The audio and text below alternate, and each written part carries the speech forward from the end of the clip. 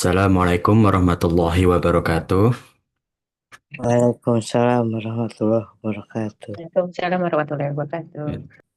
Alhamdulillahi wa kafa, wassalatu wassalamu ala rasulillahi mustafa, wa ala alihi wa ashabihi wa man tabi'ahum bi ihsanin ila yaumiddin. Amma ba'd, insyaallah di pertemuan pagi hari ini kita lanjutkan ya para jamaah sekalian.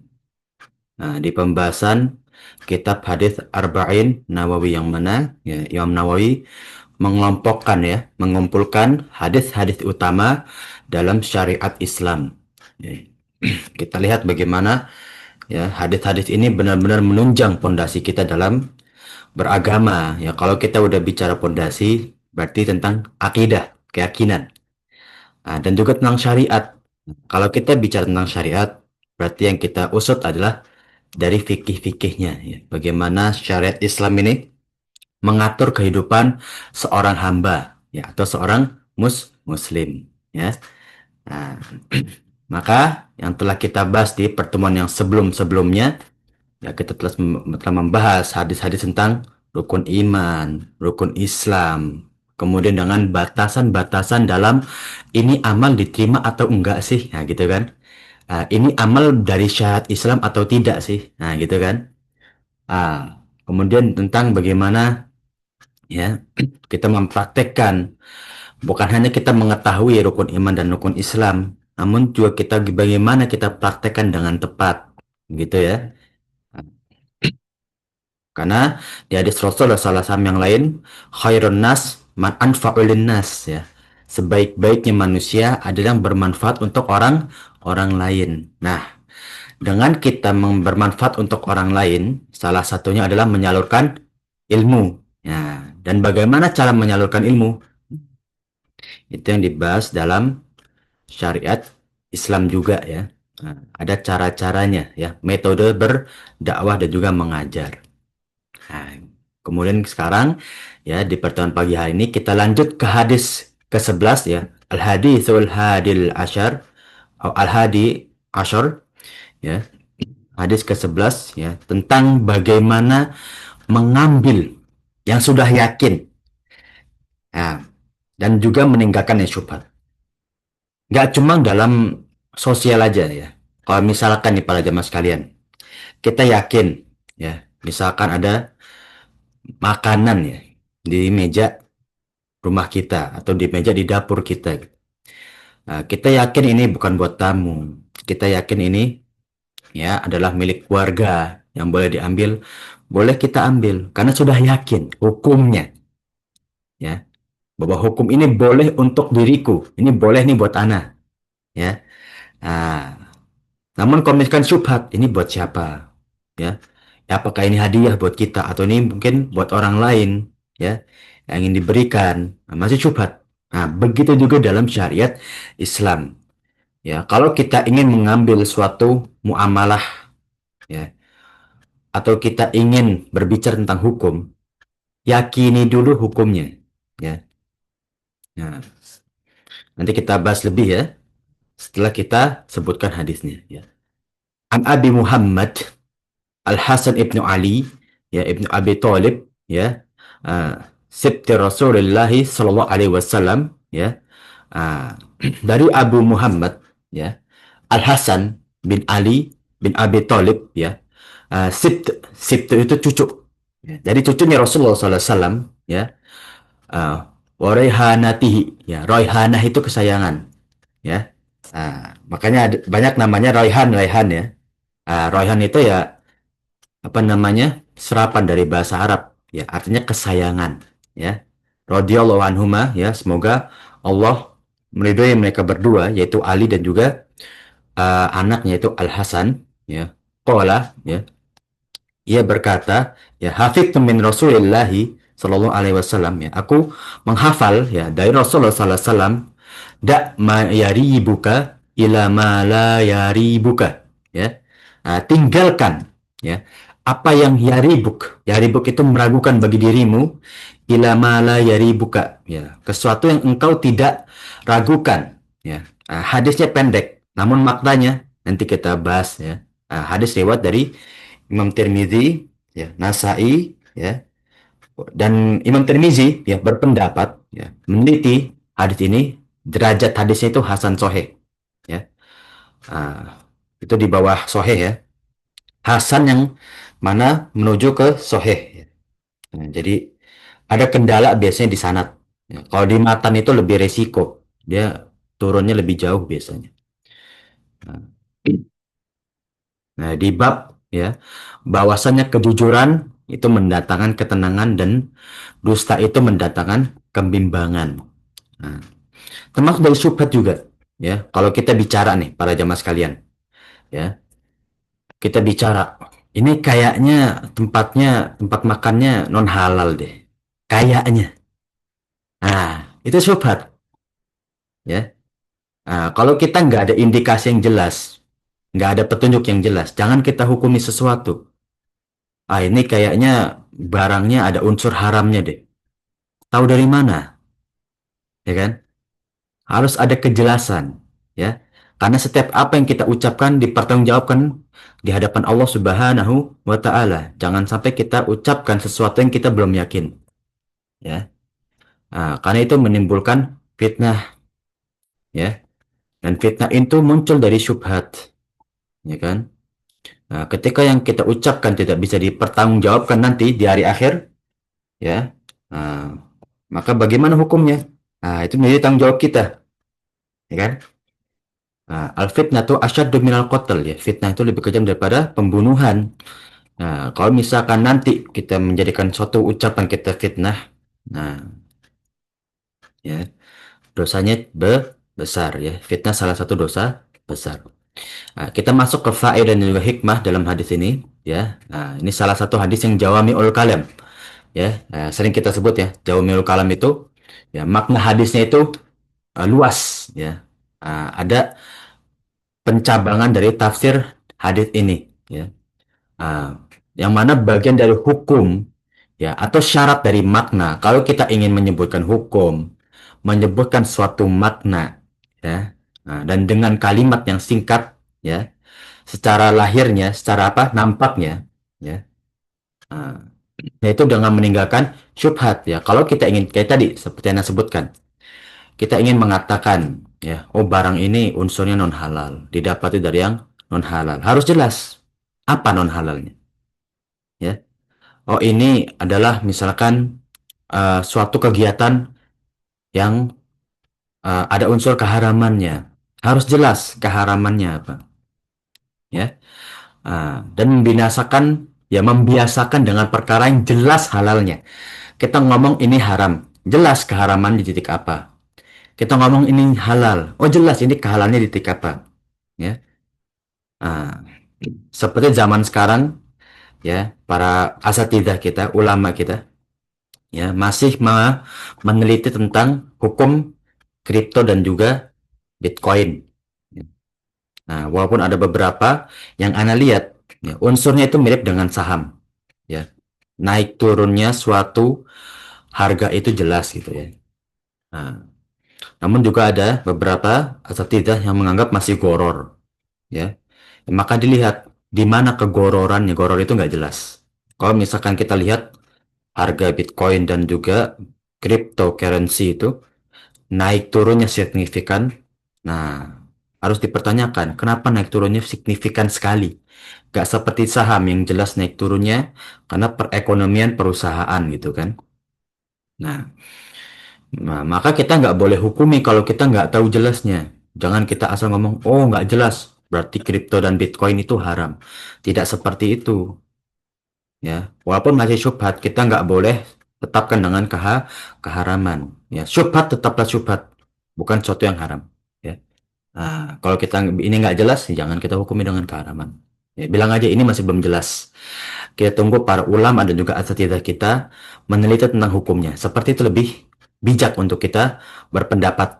Ya, maka dalam kita berilmu, ya seperti di dalam kitab Tazkiyatun Nufus dan juga Akhlak Islamiyah, kita nggak boleh menjudge sesuatu yang bukan dalam ranah hukum kita. Ya, makanya para jamaah sekalian, di kitab usul fikih, seorang muslim itu ada 3 derajat. Yang pertama, muqallad atau muqallid. Nah, Yang kedua itu muttabi, yang ketiga itu mujtahid. Apa sih bedanya?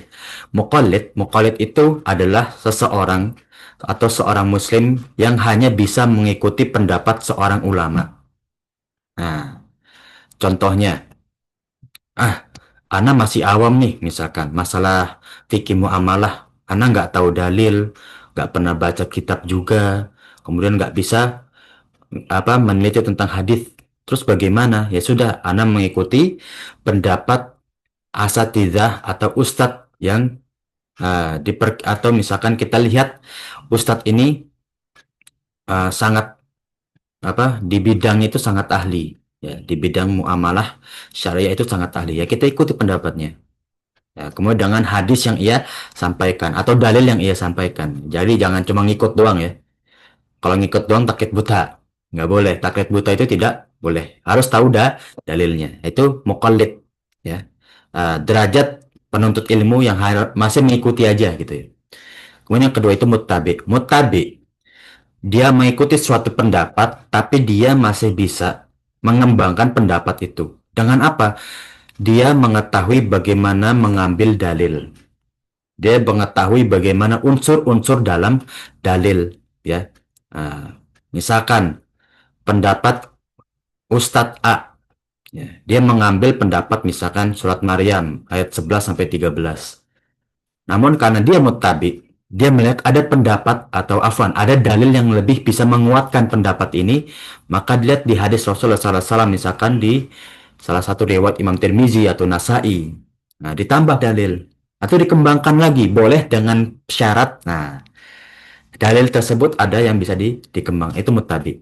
Nah, kalau mujtahid benar-benar dari nol, benar-benar ketika ada suatu kasus kripto, Bitcoin, kalau zaman 2019 itu GoFood ya, Nah, langsung melihat dalil. Oke, GoFood, kripto, Bitcoin itu mirip dengan apa sih? Secara muamalah gitu. Dilihat apa dalil yang cocok. Jangan cuma satu dalil. Nggak boleh kita berpendapat cuma satu dalil. Nggak boleh ya. Kalau kita dalam berijtihad mengambil suatu hukum nggak boleh cuma satu dalil. Ya, yang jadi nanti seperti Asy'ari ya, dan juga orang-orang Khawarij dan juga Mu'tazilah ya. Firqah-firqah itu mereka dalil cuma satu aja ya. Jadi kayak gitu. Pemahamannya saklek ya.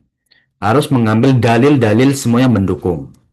Yang nanti diijma dan menjadi kesimpulan ya, atau bisa menjadi kaidah fikih yang baru.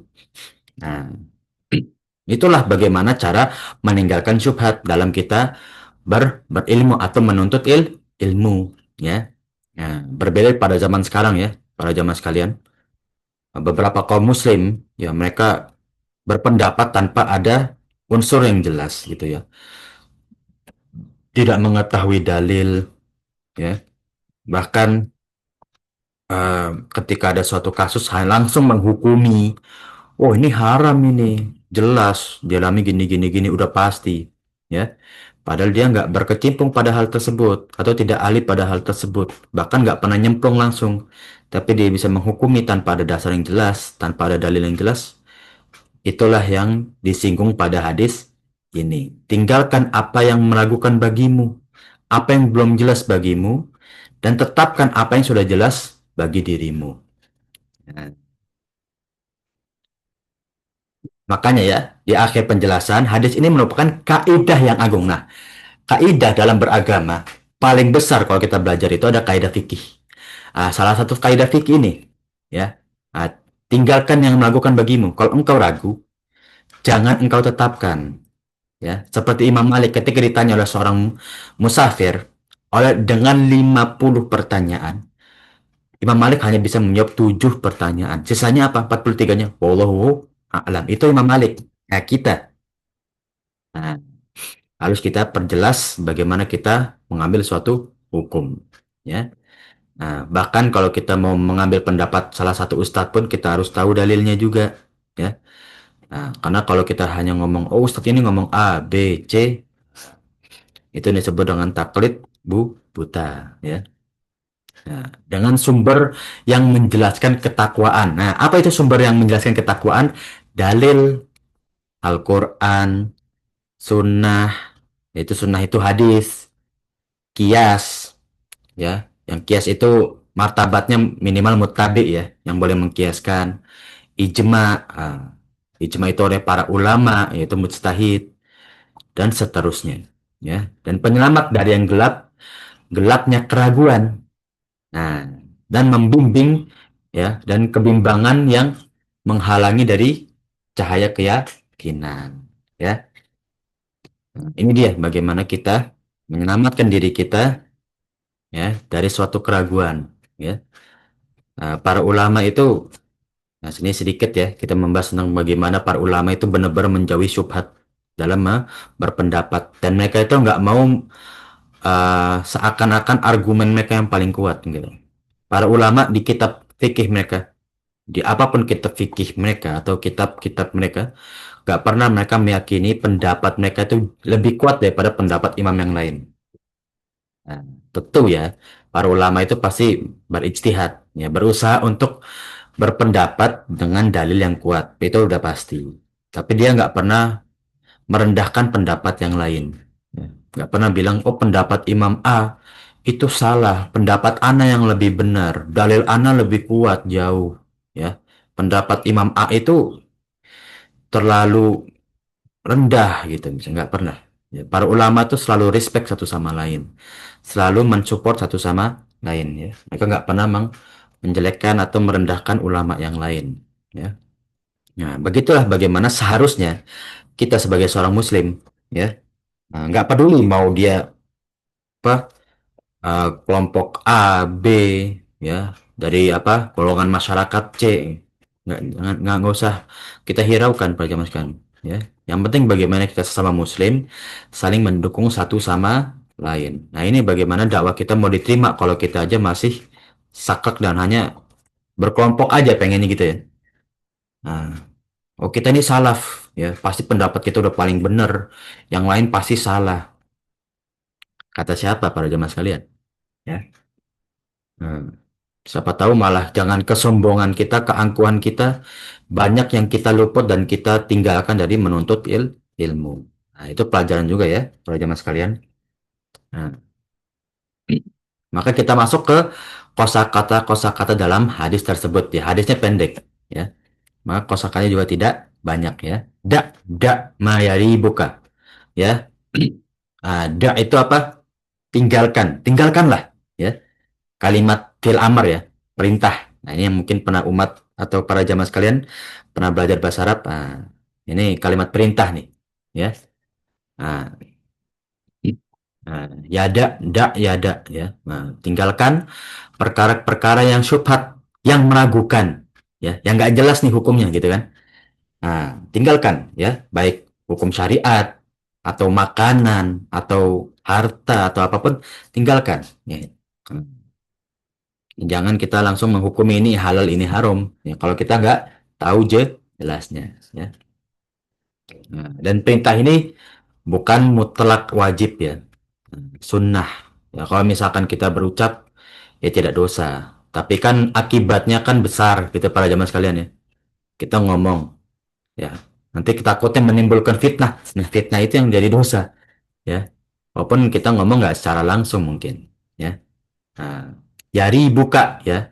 Uh, roba ya ribu ya. Nah, kayak syukku ya ragu ya, meragukan tentang hukum ya.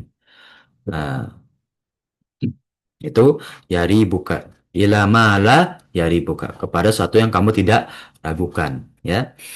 Nah, itu bagaimana seharusnya kita berdakwah juga ya, dalam kita muamalah, berdakwah, mengajarkan kepada anak-anak ya.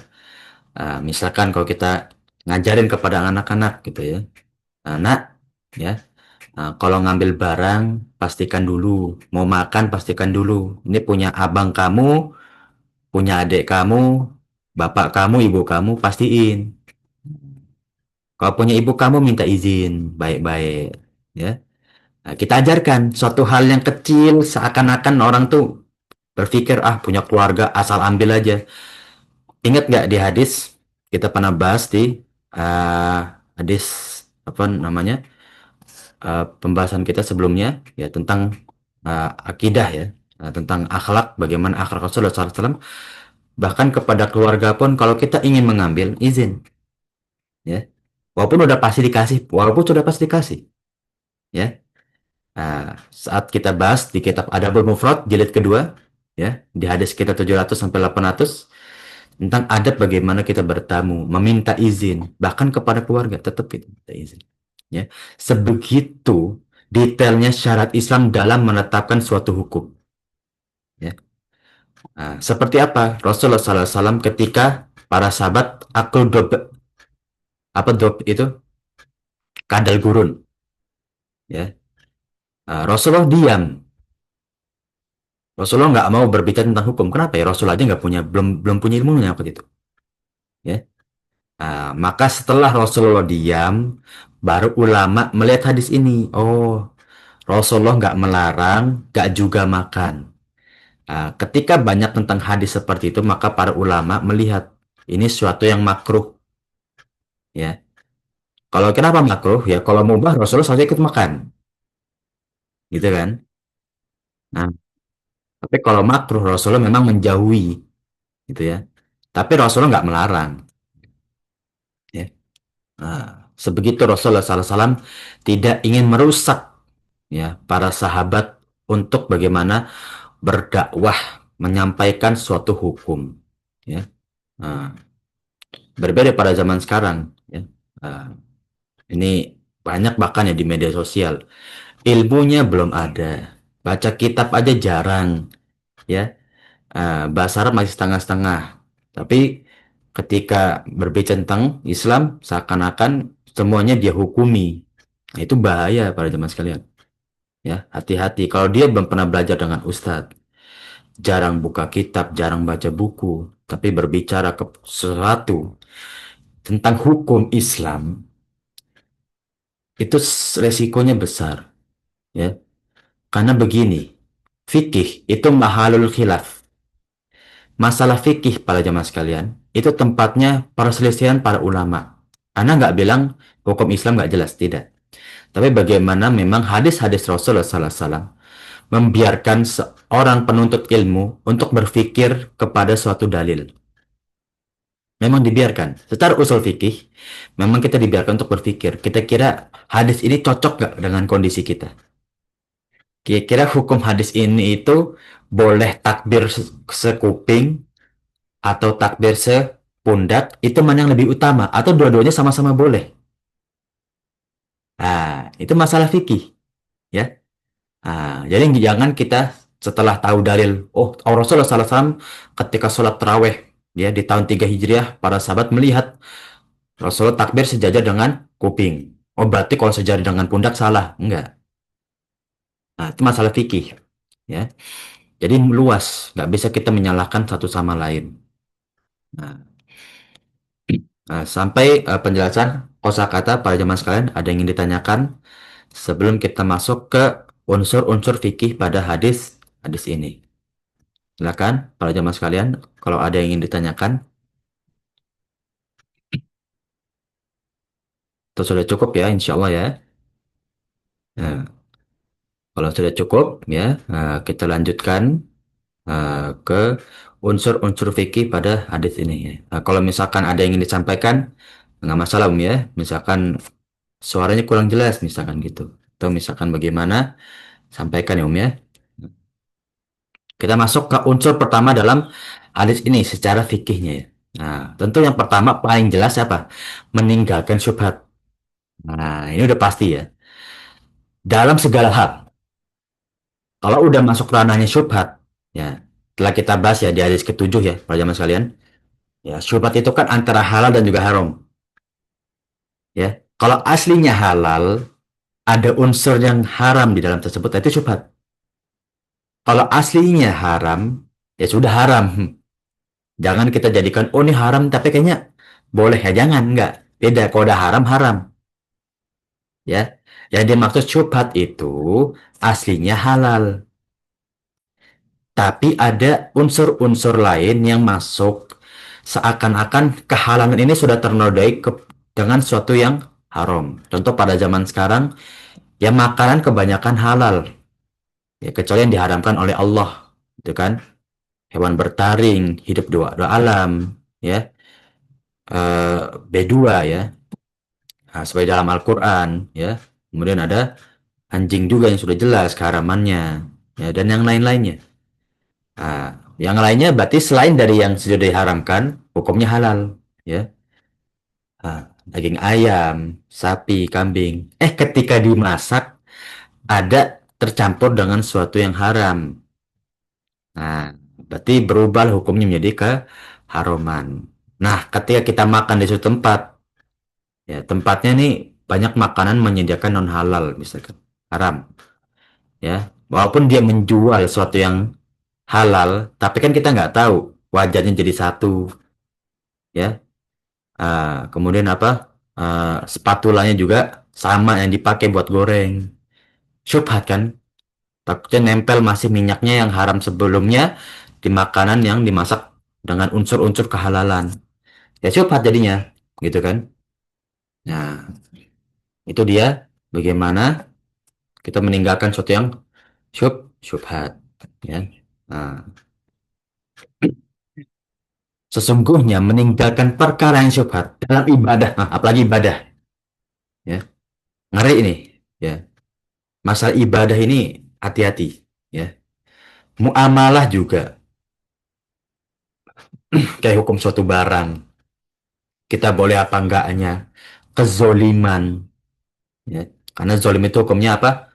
Dosa. Dan dosa itu adalah, ya, himatullah, larangan Allah. Ya nggak boleh kita lewati. Ya, munakahat pernikahan. Nah, pernikahan ini di Indonesia pun mau secara Islam seperti di kitab apa kompilasi hukum Islam KHI bab pertama itu kan tentang pernikahan. Ya, ada berapa bab itu ya? Buku pertama ya, ada berapa bab tentang pernikahan. Kemudian tentang desain fatwa NUI itu aja ketika direalisasikan di PA Pengadilan Agama ada yang beberapa masih Ana nggak bilang salah tapi masih diperdebatkan gitu ya. Dan itu harus kita lihat juga secara hukum Islam gitu kan.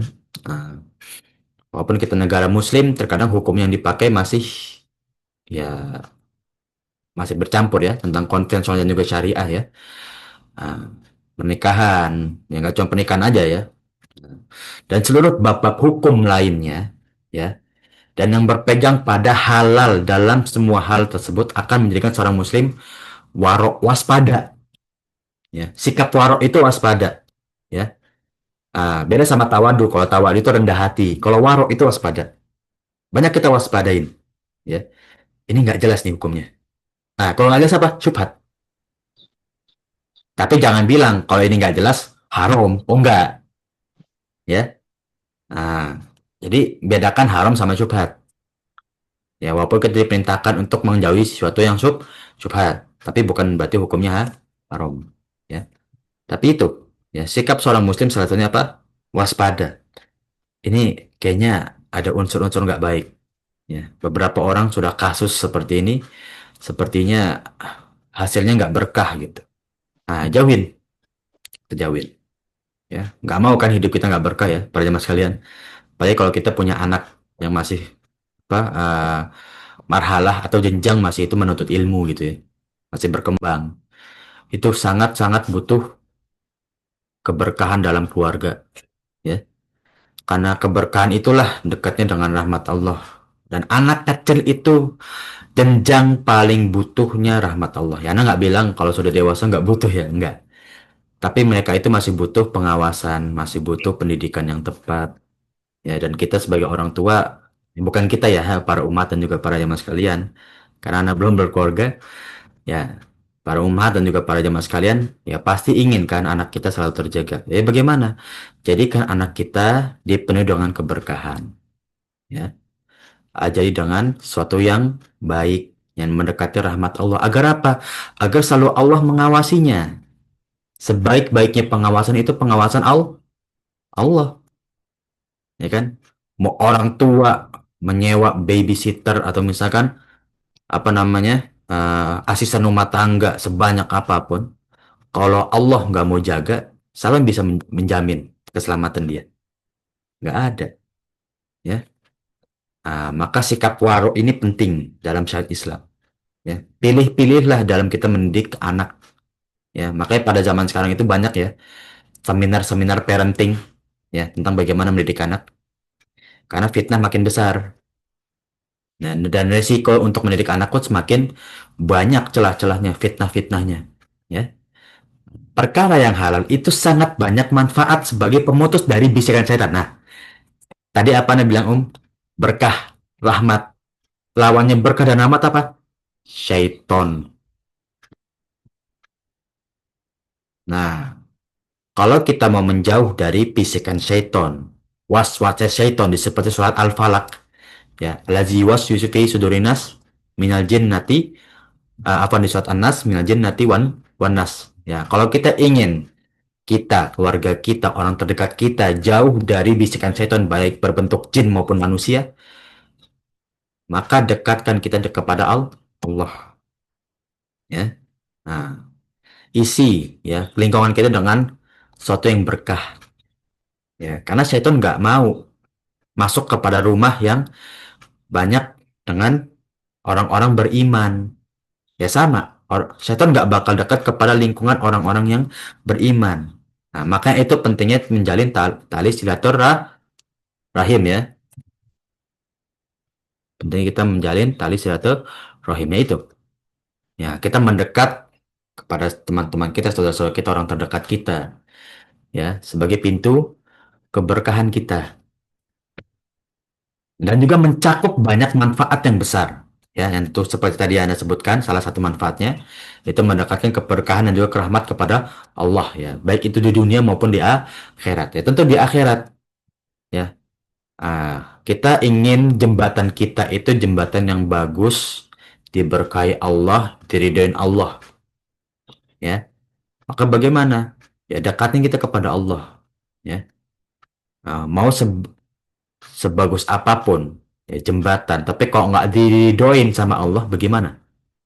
Sama kayak hidup kita, ya. Mau dia setenar apapun, setinggi apapun derajat di mata manusia, sekaya apapun, tapi kalau hidupnya tidak diridhoi oleh Allah, jangan salahkan nanti yang ada dia dipenuhi dengan istidraj dan juga laknatullah. Naudzubillah min dzalik, ya. Seperti telah dijelaskan di hadis ke-6, yang itu menjauhi tentang perkara-perkara yang syubhat. Ya, untuk menjaga kesucian agama, kehormatan kita juga ya. Nah, derajat seorang muslim itu ya dilihat dari dia ketakwaan dan iman. Salah satunya apa? Menjauhi syubhat. Ya.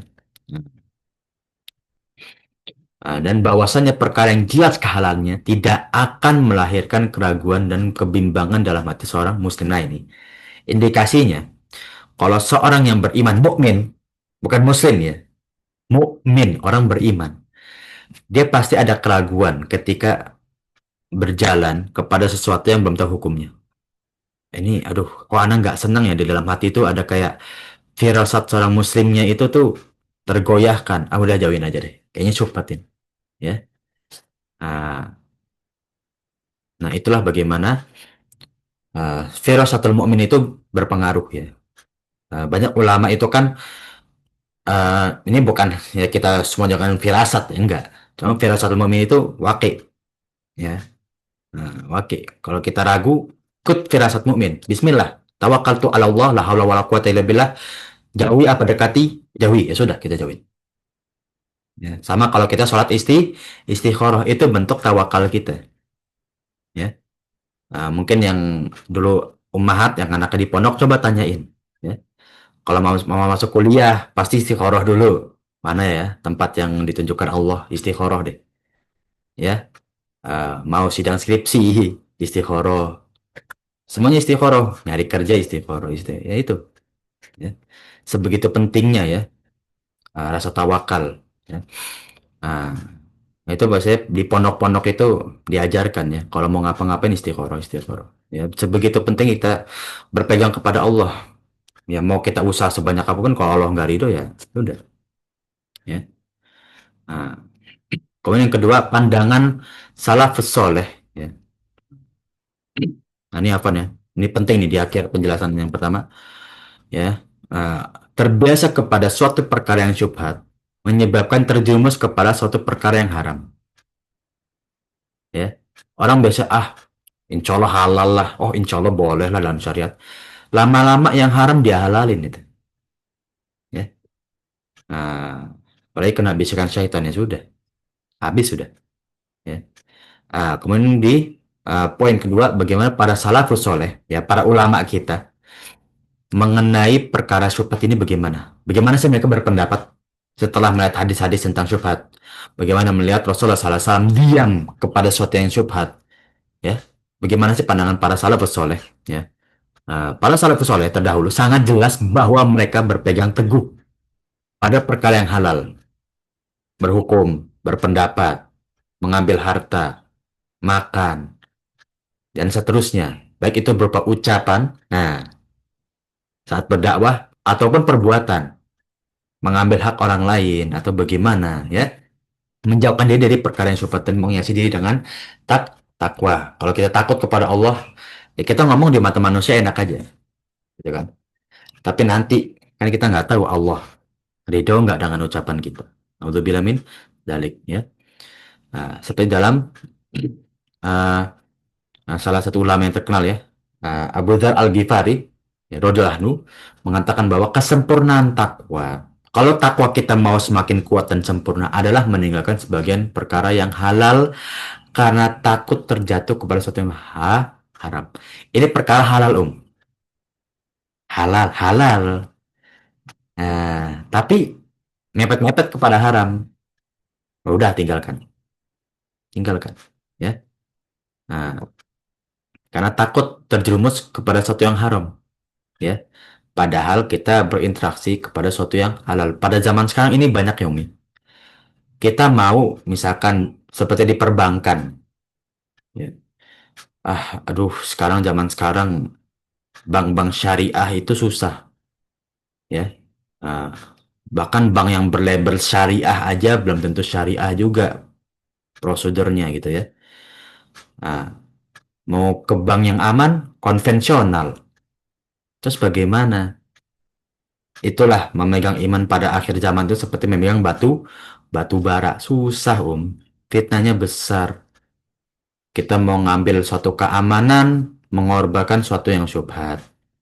Ya, kita mau ngambil satu yang terbaik, tapi unsurnya ada kesyubhatan.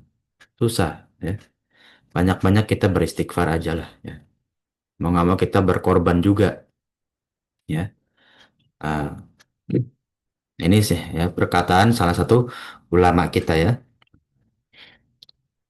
Nah, kemudian, ya, dari perkataan Hasan bin Abi Sinan berkata, tidak ada sesuatu yang paling rendah dari sikap kehati-hatian apabila engkau ragu terhadap sesuatu, maka tinggalkanlah. Ya, itu serendah-rendahnya kehati-hatian. Ya, kok ada yang ragu, tinggalin. Udah, udah ragu gini, ragu itu. Takut kalau ngomong ini baik apa enggak ya? Kalau berlaku gini zolim apa enggak? Tinggalin. Ya, mending kita merasa rugi daripada kita melakukan tapi ragu. Udah, tinggalin. Tinggalin. Ya. Nah, Nah, ini beberapa dari apa? Kalau tadi perkataan ini apa namanya? Perbuatan, ya. Seperti dalam Ibrahim Al bin Adham, ya, pernah ditanya, apakah, ya, engkau tidak mau minum air zam-zam? Lalu ia menjawab, seandainya aku memiliki ember, aku akan meminumnya. Ya, hanya dikenakan ember yang ada berasal dari harta sultan dan dia menganggap mengandung syubhat. Nah, ini takutnya di ember ini ada misalkan emas, terbuat dari emas atau perak, itu kan nggak boleh. Syubhat.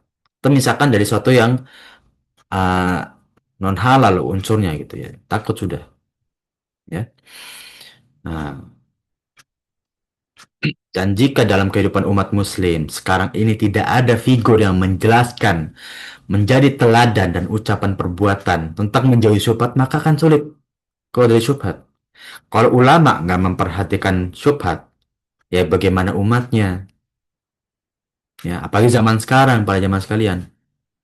Mau kita melihat apapun media sosial lewat HP, ya, dari ujung dunia ke ujung dunia bisa. Kalau kita nggak benar-benar menjaga diri kita dengan syubhat, ya, terus mau bagaimana kita mendidik umat-umat ini, ya, penerus umat ini, ya. Nah, itu pentingnya kita menjaga diri syubhat, ya. Nah, akibat manusia akan tenggelam, ya, dalam perkara syubhat dan haram. Sudah jelas, ya.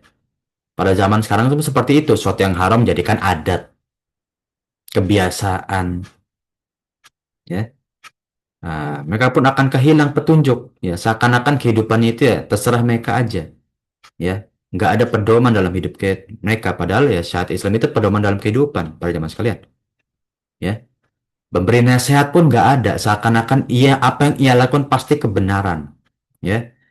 Nah, itulah bagaimana sudah hilangnya rasa suri tauladan kepada para ulama di zaman sekarang pun seperti itu, ya. Nah, kita masuk ke poin ketiga, keraguan berlawan dengan keyakinan. Ya tentu, ya. Al yakin la yazul lebih syak. Nah, ini kaidah kaidah fikih, ya. Al yakin la yazul lebih syak, ya.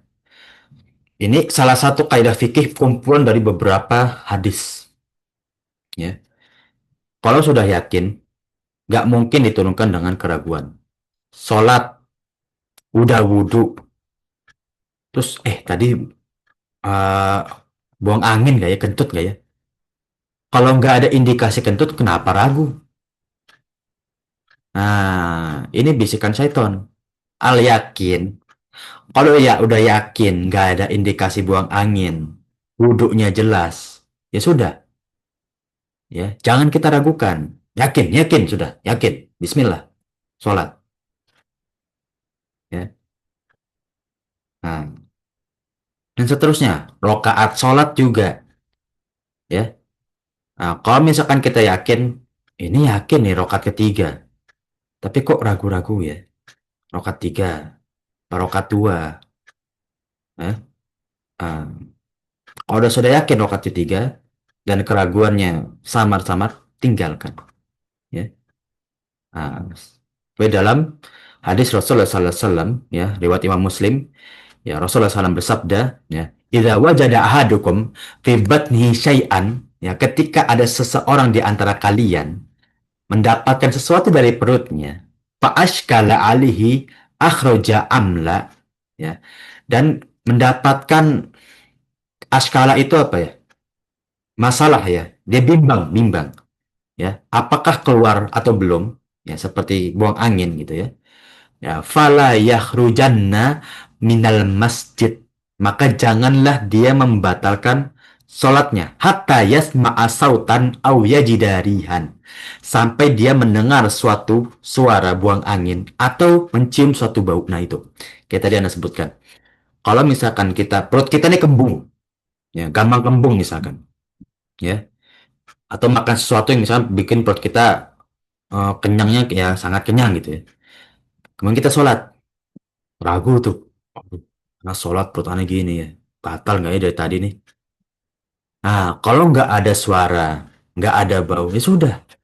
Kenapa ragu? Ya. Nah, kemudian yang keempat, berhenti ketika mengetahui suatu hal tersebut syubhat. Ya. Nah, karena diperintahkan dalam syariat Islam, ya, untuk meninggalkan sesuatu yang syubhat. Ya, kalau kita ragu, ya, barang ini nih, nggak ada kejelasan punya siapa, halal apa haram, yang punya ridho apa enggak, tinggalkan, ya. Nah, karena nggak mungkin syubhat bercampur dengan ketakwaan. Apa itu ketakwaan? Ya, bagaimana kita takut kepada Allah Subhanahu wa taala, atau lebih tepat takut kepada ketetapan Allah. Itu takwa, ya. Takut diazab takwa, takut kita berdosa takwa, takut kita menyelasihi syariat Islam takwa. Itu takwa. Maka takwa itu sejajar dengan iman. Kalau takwa kita bagus, iman kita meningkat, selalu di atas, ya. Menjaga keimanan kita selalu di atas, ya. Nah, nah itulah bagaimana kita menjadi syubhat, ya. Dan orang yang terjun kepada syubhat pasti banyak rintangannya, banyak pikirannya juga, ya. Nah, nah, ini ketika Ibnu Umar berkata kepada seseorang yang bertanya padanya tentang darah pengkhianat dari penduduk Irak, ya, Karbala itu. Ya, mereka bertanya kepadaku tentang darah pengkhianat yang telah membunuh Husain dan juga keluarganya kecuali satu anak laki-laki dan juga keluarga perempuannya. Dan aku mendengar Rasulullah SAW bersabda, mereka berdua adalah kekasihku di dunia. Ya, orang-orang yang berkhianat. Ya, Hafan ini sebelum apa kejadian di mana mereka telah membunuh Husain dan sebelumnya ada hadis Rasulullah SAW. Ya, mereka tentang uh, Husain dan juga penduduk Irak sebelumnya, orang-orang Muslim sebetulnya, ya, penduduk Irak itu sebenarnya seorang Muslim dahulu, ya, yang mana sebelumnya Rasulullah SAW sebenarnya sayang kepada mereka, ya, makanya para kodi, ya, tawakuf kepada masalah ini, ya, apakah penduduk Irak dahulu salah, ya. Karena itu perintah Sultan untuk membunuh keluarga Hussein, kan. Maka tawakuf mereka, ya, nggak melanjutkan hukumnya seperti apa, ya. Nah, kemudian, ya, ketika seseorang meminta izin kepada Imam Ahmad bin Hambal, ya, uh, rahimahullah, ya, untuk menulis, ya, menggunakan tintanya, lalu beliau berkata, tulislah, ya, tuliskanlah olehmu, ini adalah sikap berhati-hati dari berbuat zolim, ya. Dan beliau mengatakan pada yang lain, tidak akan sampai sikap hati-hati, ya, diriku dan kalian dalam hal tersebut, ya. Hal ini dikatakan dengan Imam Ahmad dengan penuh tawaddu, ya, sebegitu hati-hatinya mengambil, ya, hak kepada ngambil tinta aja tuh. Usahakan kalau engkau tulis punya tintamu sendiri, jangan ngambil punya orang lain kalau belum izin, ya. Sebegitu hati-hatinya, ya. Maka Imam Ahmad itu masya Allah ilmunya sampai sekarang insya Allah berkah, ya, untuk umat umat muslimin, ya. Yang kelima, kejujuran ini itu mendatangkan ketenangan dan dusta itu mendatangkan kebimbangan. Orang bohong, seterusnya akan bohong, itu udah pasti, Om, ya. Anak bohong sekarang, udah sampai akhirnya juga bohong tuh pasti, ya. Bimbang terus bohong terus udah. Jujur walaupun pedih, jujur aja, ya. Inna sidqa tuma'ninatun wa innal kadhiba raibatun. Dengan kejujuran itu menangan ketenangan dan dusta menyenangkan kebimbangan, ya. Banyak orang zaman sekarang bohong karena malu, gengsi. Buat apa? Ya. Mending kita jujur, hati tenang, ya. Gak masalah, malu cuma pandangan manusia, tapi yang kita hidup dicari ridho Allah, ya. Toh kalau kita mau jujur masih takut, kita ajak empat mata kepada orang yang kita percaya, ya. Ajak orang-orang terdekat kita untuk menguatkan, ya. Kalau nggak ada orang terdekat, doa kepada Allah, ya. Allah nggak bakal menyanyiakan hambanya ingin berlaku kebaikan, nggak bakal, pasti Allah tolong, ya. Yang keenam, hadis ini sebagai penjelas bahwasanya kita harus membangun hukum atas setiap urusan kehidupan kita dengan penuh keyakinan. Apa yang jelaskan di awal hadis, kita ngomong hukum, ya, dalilnya mana? Kalau kita ngomong tentang perkara, perkaranya ini halal apa haram, mana wajhu istidlalnya, mana titik halal dan haram, ya. Terus kita cari sampai kita yakin ini haram, ini halal, ya. Kalau nggak yakin, jangan ngomong, bilang aja wallahu a'lam, ini masih syubhat, dah gitu, cukup cukup, ya. Dan orang yang berkata seperti itu sesungguhnya itulah orang yang berilmu pada zaman sekalian. Kenapa? Orang berilmu tahu kadar dia. Ana belum punya ilmunya, Ana belum punya dalilnya. Oke, Ana cukup sampai sini tawakuf dan Ana masih menganggap perkara ini syubhat. Sudah cukup, ya. Jangan karena kebanyakan orang gini pasti haram. Haram ini. Nah, tahu dari mana? Kalau dia ngomong bohong atau dia ngomong tidak ada unsur yang jelas, berani nggak dia menanggung jawab atas omongan dia? Nah, Tapi yang kebanyakan seperti ya kan kebanyakan. Apa kebanyakan menentukan semua hal? Tidak kan? Nah, itu makanya bagaimana kita menjaga, sangat amat Suara menjaga. Ya, Om. Afwan gimana? Halo? tadi sempat hilang suara. Oh, Afwan Om ya, sudah jelas suara Ana? Alhamdulillah sudah. Oke, Ana izin lanjut Om ya. Mungkin Ana ulang sedikit ya tentang poin ke-6 ini ya. Bagaimana kita ya melihat atau kita kalau melihat suatu perkara, kita ingin menghukumi itu seperti apa, gitu kan? Lihat unsur-unsurnya, gitu ya. Kita mau ngomong ini perkara haram, tapi kita nggak tahu keharamannya di mana. Jangan ngomong haram,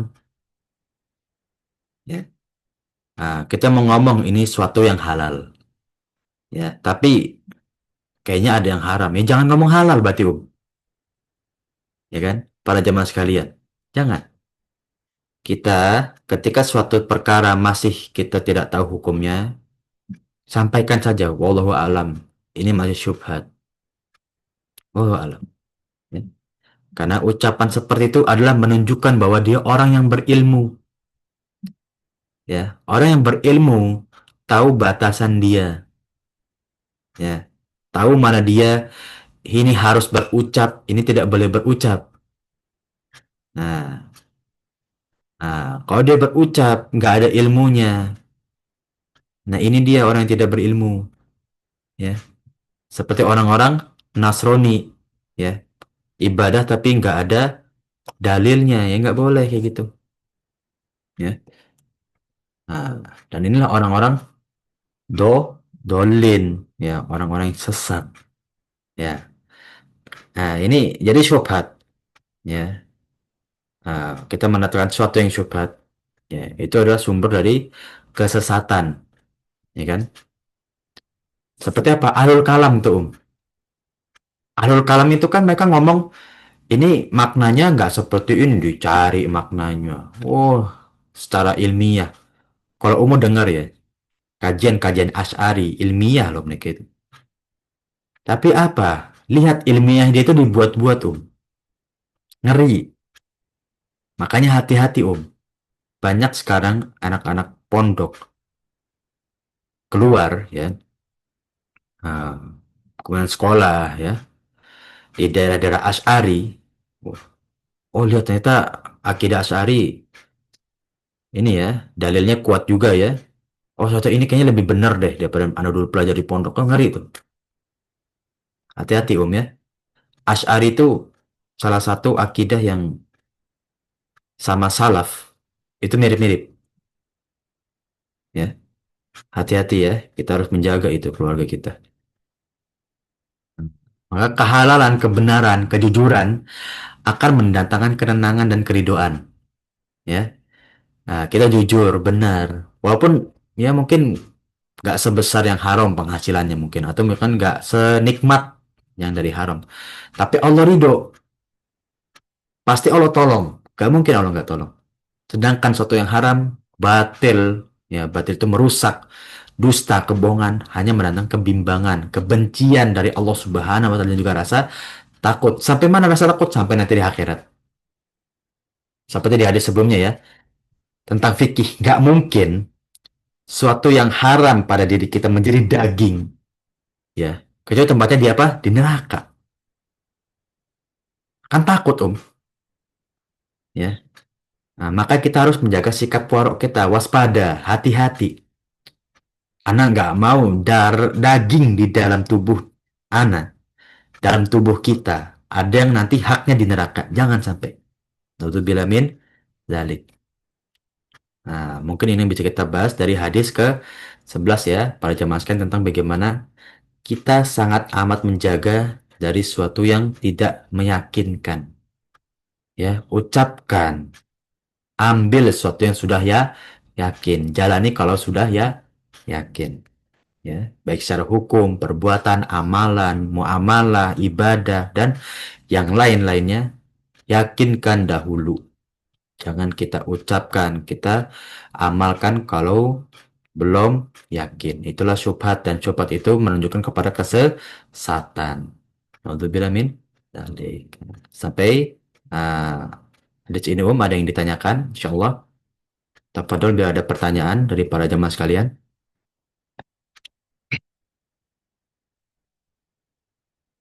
Sudah cukup dari para jamaah sekalian? Kalau sudah cukup ya, untuk hadis ke-11 ini ya. Nah, kalau sudah cukup ya, insya Allah ya kita akhiri pertemuan kita pada pagi hari ini ya.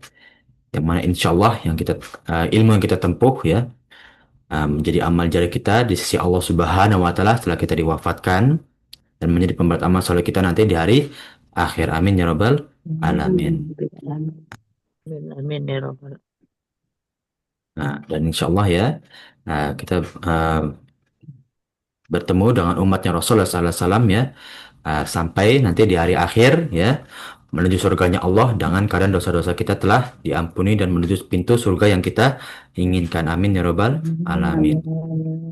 Ya, barakallahu fikum ya para jamaah sekalian ya. Ana minta maaf bila ada kekeliruan atau ucapan yang kurang berkenan ya. Walhamdulillahirabbil alamin. Kita tutup pertemuan pagi ini dengan doa kafatul majlis. Subhanakallahumma wa bihamdika asyhadu an la ilaha illa anta astaghfiruka wa atubu ilaik. Alhamdulillah.